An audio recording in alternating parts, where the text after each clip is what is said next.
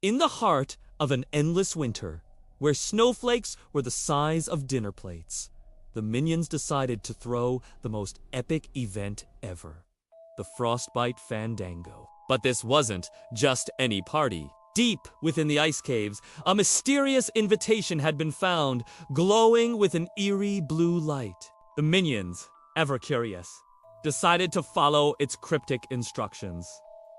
Little did they know, this Fandango was a trap. Their first challenge was the Giggle Glacier, a slide made of pure, slippery ice. But as they slid down, the glacier began to laugh, its icy walls shaking violently. Suddenly, giant, razor-sharp icicles started raining down from the ceiling. Kevin, quick thinking, as always, grabbed a massive frozen banana and used it as a shield, deflecting the icy daggers as they whizzed past. Was this part of the fun, or something more sinister? Next, they entered the Snowball Shenanigan Arena, but these weren't ordinary snowballs. They were sentient, with angry little faces, and they chased the minions relentlessly. Stuart, thinking it was a game, tried to have a snowball fight back, but his snowballs just bounced off the angry ones. Just then, a colossal snowball, the size of Gru's airship, rolled towards them, threatening to crush everything in its path. How could they possibly escape this frosty fury? They barely scrambled away, tumbling into a cavern known as the Whispering Woods of Winter. The trees here were made of ice, and they seemed to whisper secrets and taunts. The whispers grew louder, turning into spooky laughter that echoed all around them. Bob, clutching his teddy bear Tim, started to hear a voice calling his name, luring him deeper into the frozen forest. Was a ghost haunting these woods, or was it their imagination playing tricks on them? Suddenly, the ground beneath them cracked. They had stumbled onto a frozen lake, but the ice was thin, dangerously thin. Below the surface, they saw them. Shadowy figures with glowing red eyes, swimming in circles, waiting. One of the figures slammed against the ice from below, creating a huge fracture right under Otto. The ice was about to give way, plunging them into the freezing darkness. Who were these creatures, and what did they want?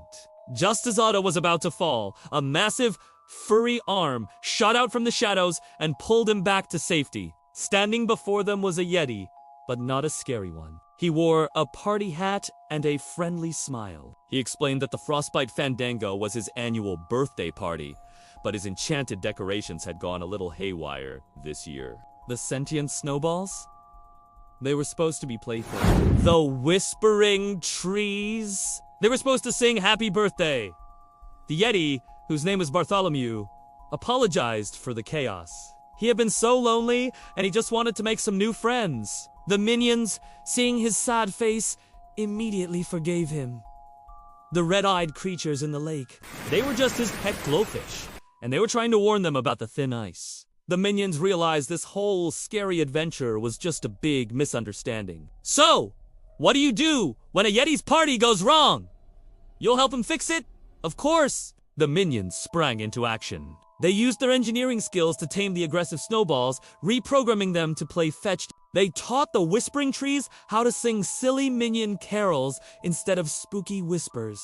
The icicle-dropping glacier was turned into the galaxy's most thrilling disco slide, complete with flashing lights powered by static electricity from their overalls. The Frostbite Fandango was back on, and it was better than ever.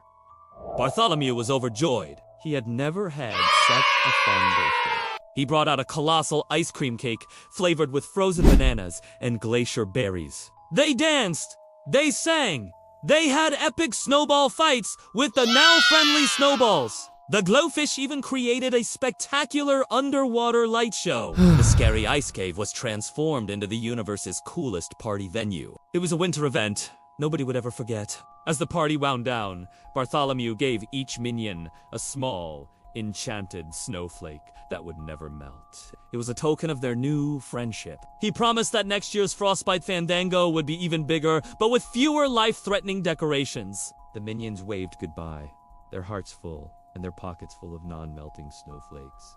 They had faced fear and turned it into fun, proving that even the scariest monsters just might need a friend. And so, they journeyed back home, sliding down the now-friendly Giggle Glacier one last time. They had a wild story to tell. Gru, and new plans for next winter.